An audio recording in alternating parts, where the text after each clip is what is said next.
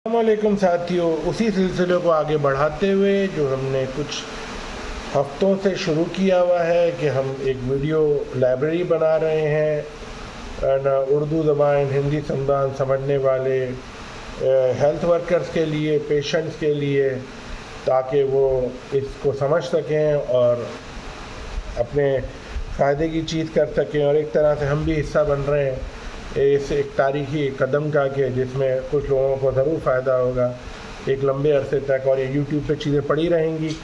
इंशाअल्लाह अल्लाह ने चाहा तो लोगों को काम आती रहेंगी। उन लोगों के लिए जिनके लिए शुरू में ये थोड़ी सी ज़बान तकलीफ़ देती है, फिर आस्ते आस्ते आप यूज़ हो जाते हैं। फिर भी जो लोग ख्वाब उर्दू में देखते हैं, हिंदी में देखते हैं, उनके लिए चीज़ें उर्दू और हिंदी में समझना ज़्यादा आसान है, ये मेरा मानना है। आगे बढ़ते हैं एक टॉपिक लेकर आपके आगे, जो हम एक सिलसिला चला रहे हैं। ये जो टॉपिक मैं आपके आगे रख रहा हूँ, इसको मैं पेशेंट के हवाले से ही आगे आपके प्रेजेंट करूँगा। लेकिन ये पेशेंट को अनरप्चर्ड एंटीरियर कम्युनिकेटिंग आर्टरी का एन्यूरिज्म था, और ये हमने उसको जब पकड़ा, किस तरह हमने डायग्नोस किया, कैसे पेशेंट प्रेजेंट हुआ। अगर ऐसी सूरत देखें, सबएर्कनाइड हेमरेज होता है तो आपके सामने सारी सूरत हाल होती है, आप उसको ट्रीट भी करते हैं, बात भी करते हैं। ऐसा नहीं ये मरीज़ आप नहीं देखते, आप ये मरीज़ भी देखते हैं। ये जो अनरप्चर्ड एंटीरियर कम्युनिकेटिंग आर्टरी एन्यूरिज्म का ये भी करते हैं, ये भी आप देखे होंगे आप लोगों ने, और आगे भी देखेंगे। मैं इसमें अपना पॉइंट ऑफ व्यू, अपनी सोच, अपना कॉन्सेप्ट आप लोगों के आगे पेश कर रहा हूँ। तो मैं हूँ डॉक्टर मोहम्मद कज़ाफ़ी, और आप देख रहे हैं डॉक्टर मोहम्मद कज़ाफ़ी व्यूज़। और मैं पेशे से एक न्यूरोसर्जन हूँ। मैं जब वीडियोस बना रहा था, मैंने सोचा कि अपनी फील्ड की जितनी मैक्सिमम वीडियोस बन जाए, पहले वो कर दी जाएँ उर्दू ज़बान में, फिर उसके बाद इंग्लिश में भी करने का इरादा है। अल्लाह ने मौका दिया तो ज़रूर करूँगा। और आपके आगे प्रेजेंट कर रहा हूँ कि ये जो हम पेशेंट हैं, ये हमारे पास एक 45 साला मर्द हैं, तशरीफ़ लाए थे हमारे पास ओपीडी में।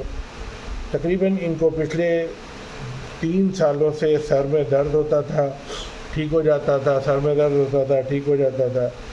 जब हमने उनको ओपीडी में एग्ज़ामिन करते थे तो हमें कोई भी ऐसा न्यूरोलॉजिकल डेफिसिट नहीं मिला। न्यूरोलॉजिस्ट ने भी देखा, न्यूरोलॉजिस्ट ने इनका सीटी स्कैन भी किया। तो कहने की बात यह है कि जब उन्होंने सीटी स्कैन किया तो उन्होंने नोटिस किया, वो इंग्लिश में बताता हूँ और फिर उर्दू ज़बान में। उन्होंने नोटिस किया कि the CT of the brain showed a small hyperdense lesion in the suprasellar interhemispheric cistern at the site of the acom. यानी कि ये जो सीटी जो उन्होंने ब्रेन का किया, उन्होंने देखा कि एक स्मॉल हाइपरडेंस लीजन है सुप्रासेलर इंटरहेमिस्फीयर सिस्टम में, और ये इलाका वही एंटीरियर कम्युनिकेटिंग आर्टरी का है। हो सकता है आपको लगे कि तसलसल है पिछली वीडियो का, वो पिछली वीडियो में मैंने बहुत ज़्यादा बात की थी उसकी ब्लीड की, उसकी क्लासिफिकेशन की, और पेशेंट की वेज़ोस्पाज़म की ट्रीटमेंट की। यहाँ मैं जो प्रेजेंट कर रहा हूँ केस, ये भी एक रियल टाइम पेशेंट है। इसको हमने कैसे डील किया, कैसे हमने अप्रोच किया।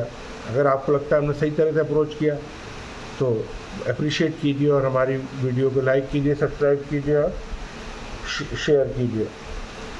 अच्छा, दूसरा ये कि इसमें जो सबसे ज़्यादा हमें जो डायग्नोसिस हमें लगा उस वक्त, वो यही लगा कि ये हो सकता है अनरप्चर्ड क्या कहते हैं एंटीरियर कम्युनिकेटिंग आर्टरी का एन्यूरिज्म है, और जो कि राइटली सो था भी ऐसा ही। बहरहाल एकदम से तो आपको नहीं लगता, आपको एक डिफरेंशियल दिमाग में लाना पड़ता है, लाते भी हैं।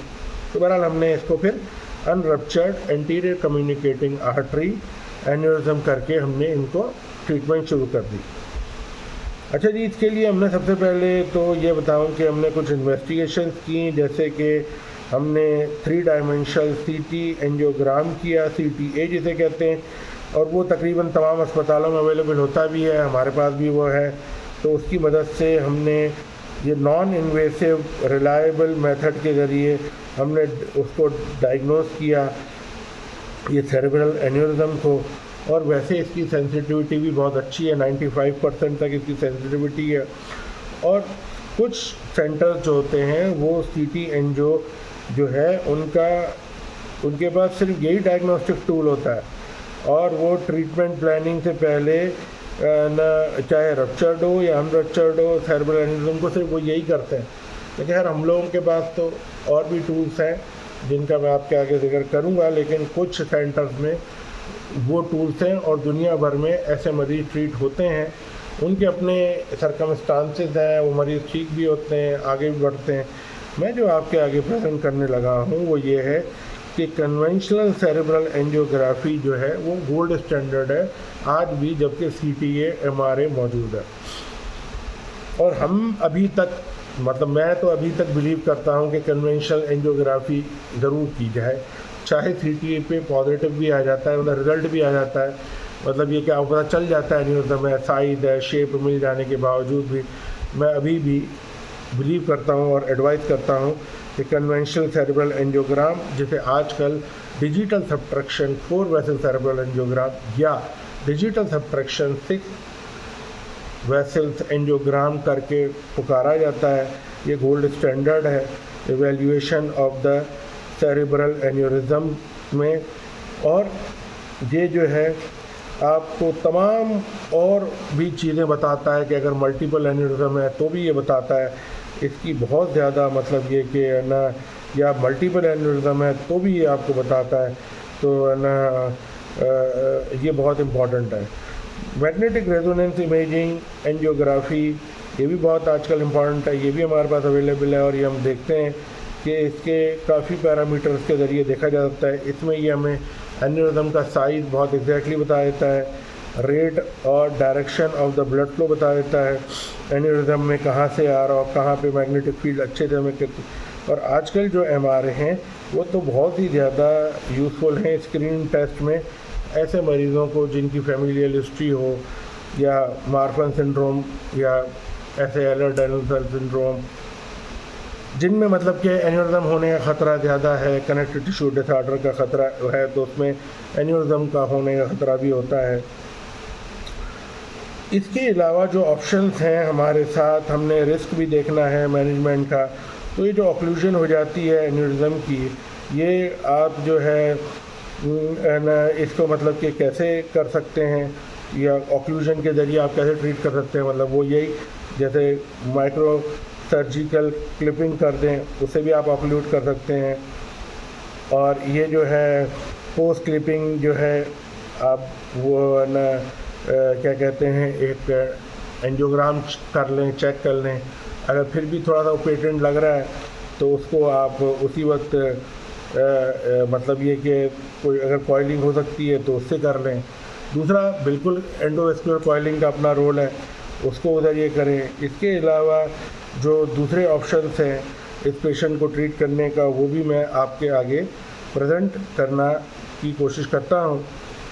सबसे पहले मैं आपके जो प्रेजेंट कर रहा हूँ वो ये कि सर्जिकल मॉर्बिडिटी जो है ये इन ऑपरेटेड केसेस में, ख़ास तौर पे अनरप्चर्ड एन्यूरिज्म में, वो बेस्ड ऑन लोकेशन भी होती है। मैं थोड़ा सा आपके आगे ये बात इसलिए रखना चाहता हूँ कि इससे भी इंफॉर्मेशन आपको अच्छी मिल जाएगी। देखिए साइज़ जो है अगर लेस दैन 5 मिलीमीटर है, 5 मिलीमीटर से कम है, तो उधर जो है रेट जो है वो समझ लें 2.3 है, यानी मॉर्बिडिटी का। अगर साइज़ बड़ा है यानी कि 6 से 15 मिलीमीटर तक है तो उधर रेट 6.8 है, यानी 7 समझ लें। अगर 16 मिलीमीटर से 25 मिलीमीटर के साइज़ का ये एन्यूरिज्म है तो 14% उसकी मॉर्बिडिटी है, यानी और एन्यूरिज्म अनरप्चर्ड भी हो और अगर बड़ा है तो वो प्रॉब्लम क्रिएटिंग है, और मतलब कि मॉर्बिडिटी बढ़ाता है उसको। जब आप सर्जिकल करते हैं सर्जिकल मॉर्बिडिटी बढ़ती है उससे। लोकेशन का भी बहुत बड़ा रोल है, क्योंकि कुछ बहुत ऐसे एरियाज़ होते हैं आसान नहीं होता डील करना।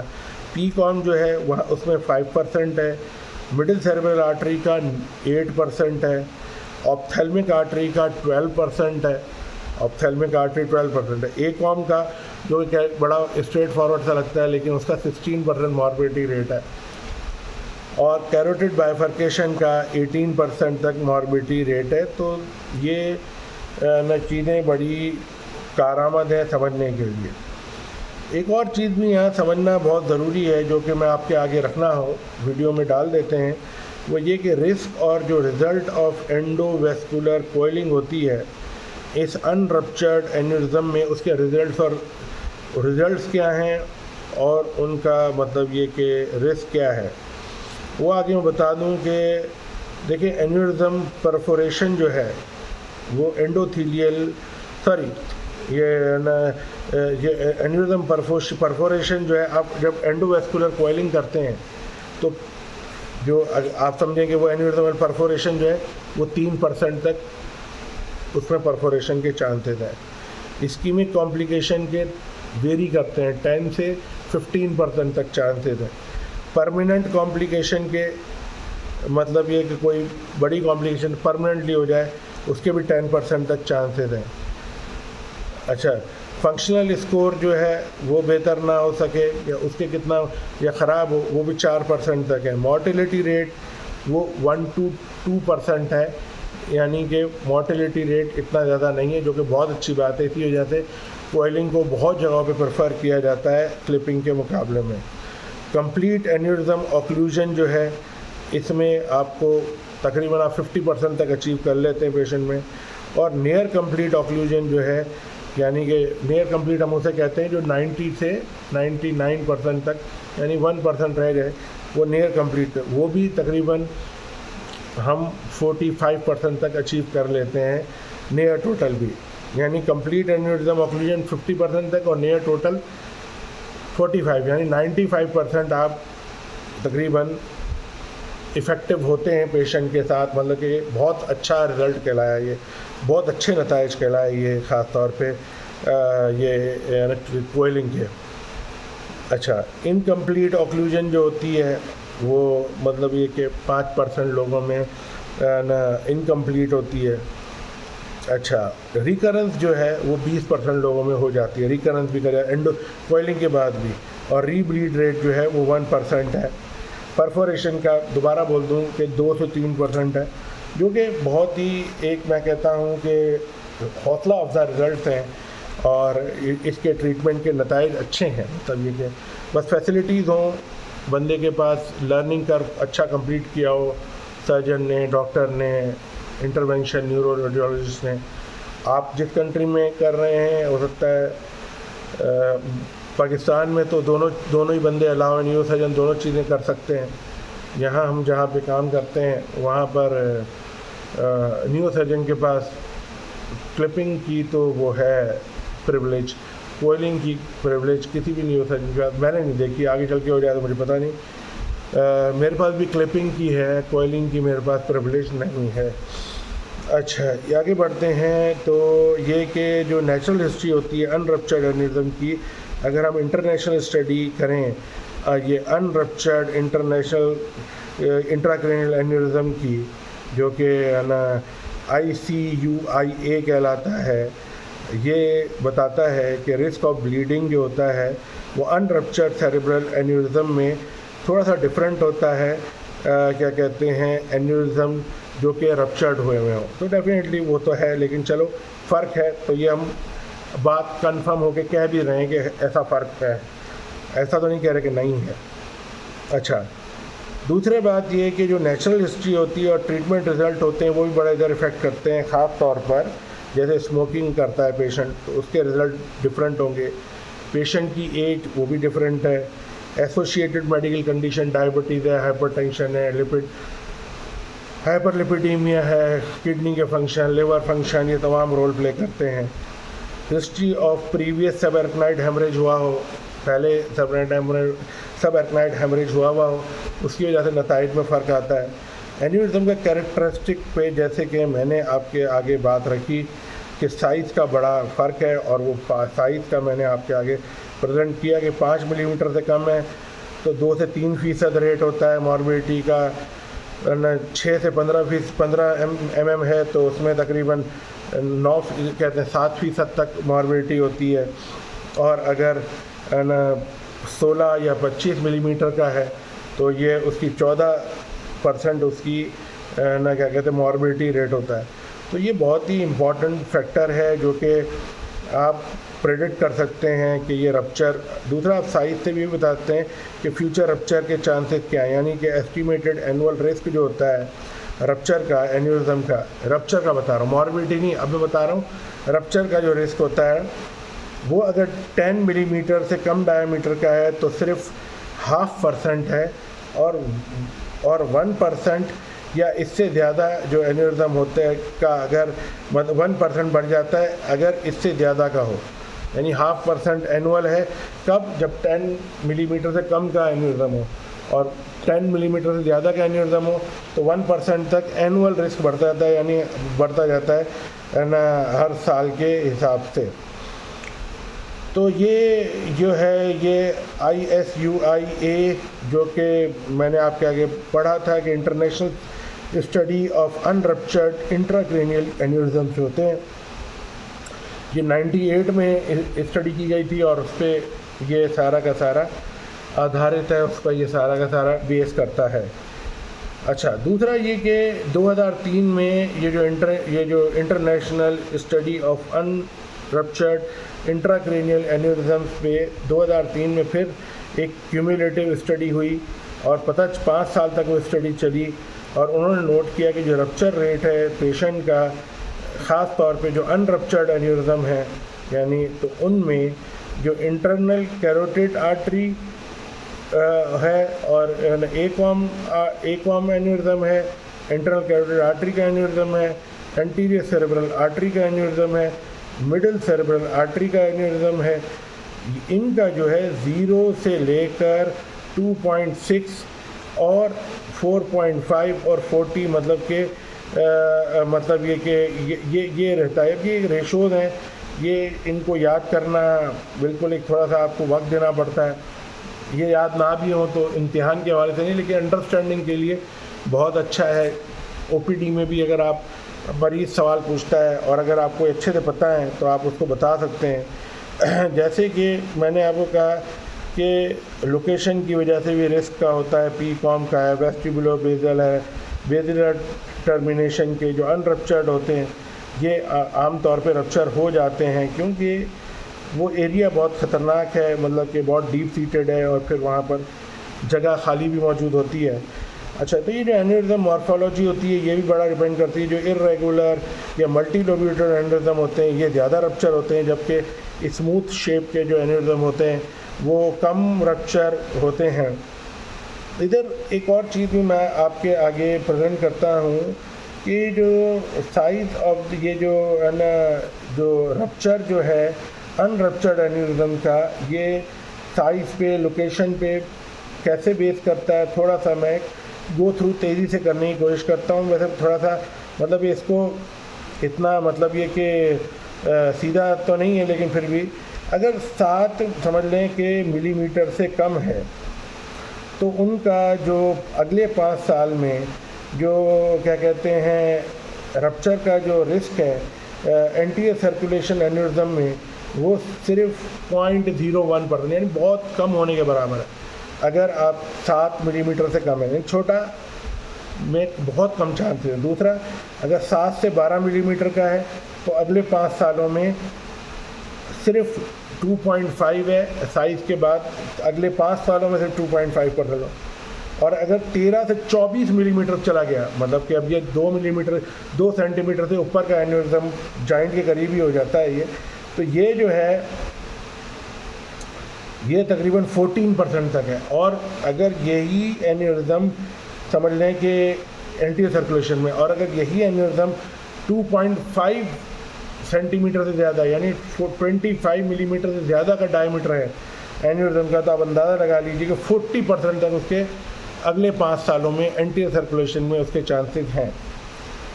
इसी तरह से इसी साइजेस को मैं पोस्टीरियर सर्कुलेशन के हिसाब से आपके आगे रखने की कोशिश करता हूँ।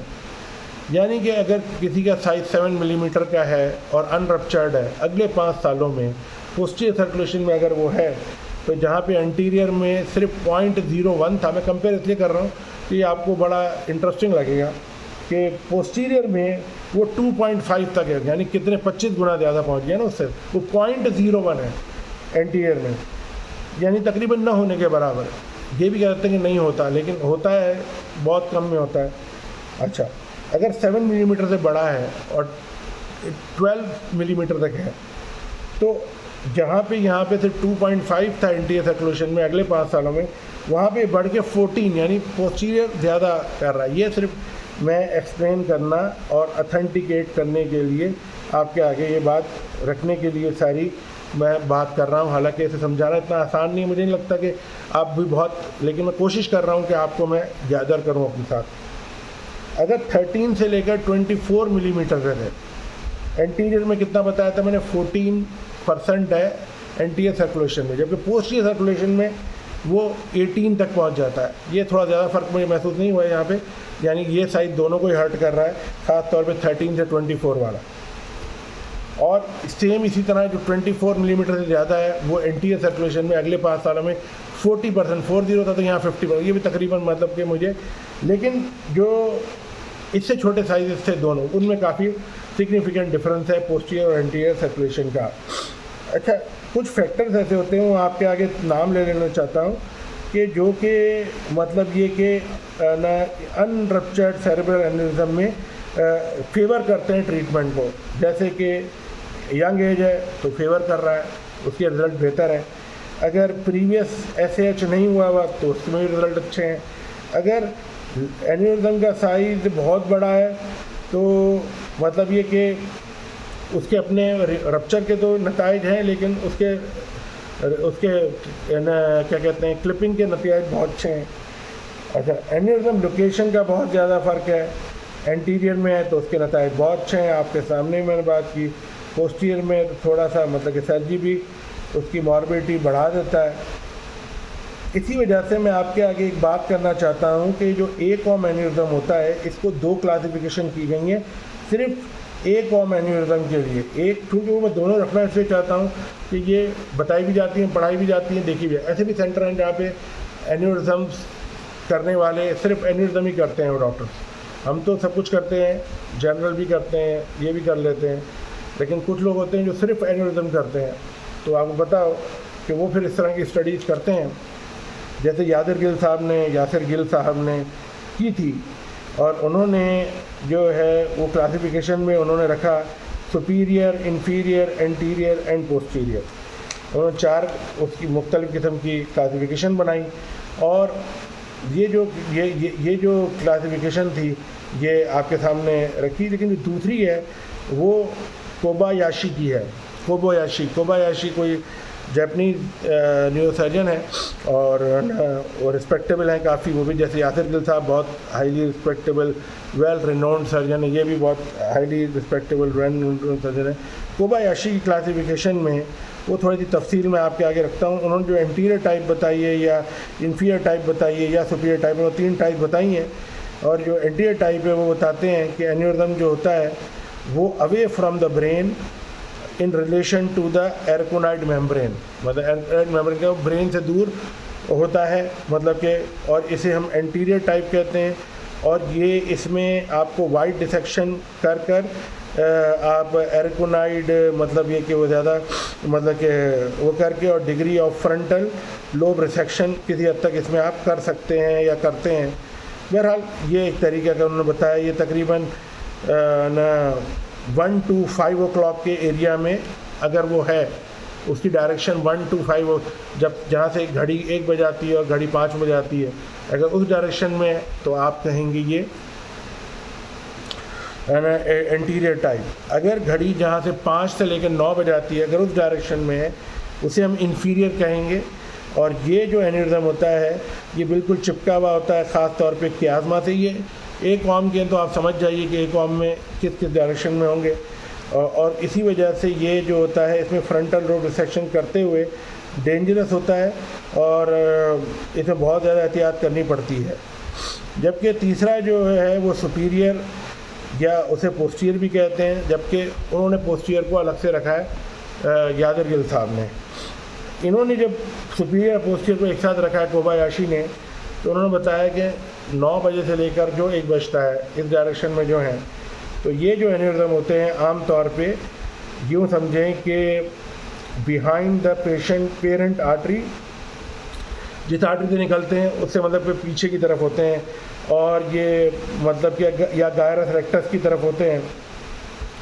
इनको क्लिप करना बहुत ही डिफ़िकल्ट होता है और इसमें टी-रियोनल अप्रोच करते हैं और कोयलिंग के लिए कहते हैं कि ये ज़्यादा बेहतर है जो पोस्टीरियर या सुपीरियर है, और बनिस्बत एंटीरियर और इंफीरियर के, एंटीरियर इंफीरियर के लिए आप क्लिपिंग कर लें। बहरहाल ये एक काफ़ी एक डिटेल बात है, मैं समझता हूँ कि इसको वीडियो मैंने इसलिए डाला कि कोई तो वीडियो ऐसी हो जो कि उर्दू ज़बान में इसको अच्छे से एक्सप्लेन करने की कोशिश करे।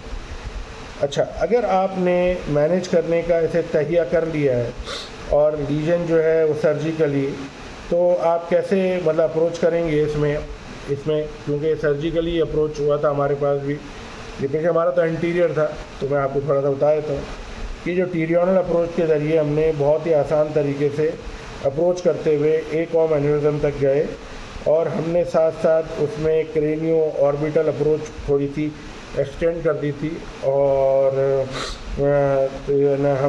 हमारा जो एन्यूरिज्म था उसका साइज़ बड़ा था, यानी बड़ा से इसलिए कह रहा हूँ कि 13 मिलीमीटर 14 मिलीमीटर का साथ, मैं तो उसे बड़ा ही काउंट करता हूँ। और ये जो इंटर हेमी स्फीयरिक अप्रोच होती है दूसरी, वो भी कर सकते हैं। हमने टी-रियोनल अप्रोच भी किया था, लेकिन मैं आपको दूसरी अप्रोच भी बता रहा हूँ कि टी-रियोनल अप्रोच के वजह से भी कर सकते हैं, जो कि बहुत ज़्यादा फ्रीक्वेंट नहीं होती है ख़ास तौर पे एन्यूरिज्म में, और ये सिर्फ़ और सिर्फ वहाँ इंडिकेट होती है जहाँ जॉइंट एन्यूरिज्म हो, या समझ लें कि 14 मिलीमीटर 15 मिलीमीटर से बड़े हों, लेकिन या 2.5 तक हों या इससे बड़े। लेकिन हमारा भी 13-14 मिलीमीटर का था, हमें ये ध्यान में थी, लेकिन हम शायद टी-रियोनल पे कन्वीनियंट थे, हम 2 सर्जन की टीम थी, हमने उसको और बारी बारी स्टेप बाय स्टेप हम चल रहे थे, तो वो हमें कन्वीनियंट रहा। लेकिन आप अपनी चॉइस के हिसाब से, अपनी एक्सपर्टीज़ के हिसाब से कीजिए, क्योंकि हम तो जनरल न्यूरो सर्जन हैं, तो ब्रेन के हवाले से तो उस पर बात करेंगे। बाकी स्पाइन हमारी स्पेशलिटी है, उस पर अलग से हमारी वीडियोज़ आएंगी, वो उसमें हम समझते हैं कि हम ज़रा बेहतर काम जानते हैं, लेकिन बहरहाल आगे देखते हैं कितना बेहतर जानते हैं। बहरहाल हमें लगता है कि हम बेहतर जानते हैं, बाकी अल्लाह बड़ा। दूसरी बात यह है कि जो टी-रियोनल अप्रोच हम करते हैं, इस पर थोड़ी सी बात करूँगा कि ये हमने इसमें राइट टी-रियोनल अप्रोच के ज़रिए किया था, और दूसरा ये कि राइट टी-रियोनल अप्रोच के ज़रिए आमतौर पर एक आर्म को लोग वो करते हैं। लेफ़्ट टी-रियोनल अप्रोचेस जो होती हैं वो बहुत ही ख़ास हालात में इंडिकेटेड होती हैं, और अल्हम्दुलिल्लाह हम उसमें नहीं फंसे थे। वो ख़ास हालात में आपके आगे रख देता हूँ। अगर लेफ़्ट A1 डोमिनेंट हो, या फिर ओरिजिन जो है वो A2 से हो रहा हो, न मतलब कि एंटीरियर ख़ास तौर पे, और नेक जो है वो उसकी एन्यूरिज्म की वो छुपी हुई हो उस तरफ को, उस A2 के बीच है, तो फिर आप लेफ़्ट से जाते हैं, वरना राइट टी-रियोनल अप्रोच में काफ़ी सर्जरीज हो जाती, काफ़ी अकाउंट की सर्जरीज हो जाती हैं, और हमारे बड़े भी वही करते थे, हमने भी उन्हें करते देखा, और हमें लगता है कि वो ठीक है। फिर हमें भी थोड़ी थोड़ी उसमें इंफॉर्मेशन थोड़ी बेहतर लगने लगी, ज़रा कॉम्प्लिकेशन के रेट भी कम होते हैं वहाँ, इस वजह से। जहाँ पर ये मल्टीपल एन्यूरिज्म होते हैं, दूसरे एन्यूरिज्म होते हैं, फिर उसको दूसरी तरीके से डील किया जाता है। अच्छा, अब जैसे कि सर्जरी हम करते हैं अनरप्चर्ड एन्यूरिज्म में है, वो वैसे उसका जो वो फैक्टर जो कि समझ लो कि आउटकम के लिए लेस फेवरेबल है, वो भी मैं रख दूँ कि अगर ये फैक्टर देखें तो समझिए कि आपके लिए ये थोड़ा मसला कर सकते हैं। जैसे कि अगर एन्यूरिज्म का साइज़ 15 मिलीमीटर से ज़्यादा है तो ये बिल्कुल फेवरेबल नहीं है भाई। लोकेशन पोस्टीरियर सर्कुलेशन में बिल्कुल भी फेवरेबल नहीं है। मल्टीपल एन्यूरिज्म में बिल्कुल भी फेवरेबल नहीं है, और साथ में मेडिकल कंडीशंस हैं बिल्कुल भी फेवरेबल नहीं है। तो ये मैंने आपके आगे कोशिश किया अपना प्रेजेंट करने की केस को। उम्मीद करता हूँ आपको पसंद आया होगा। एफ़र्ट किए मैंने अपने तौर पर, कोशिश करूँगा इससे बेहतर करूँ अपनी प्रेजेंटेशन को, और भी आसान करने की कोशिश करूँ। मेरी कोशिश है मैं आसान अल्फाज इस्तेमाल करते हुए आसान जुमले आप तक पहुँचाऊँ, लेकिन फिर भी कहीं कोताही गलती होती है। लाइक कीजिए, सब्सक्राइब कीजिए, सपोर्ट कीजिए, बेनता ज़रूरत है। अच्छा लगता है जब आप सपोर्ट करते हैं। बहरहाल हम फिर भी ये काम जारी रखें।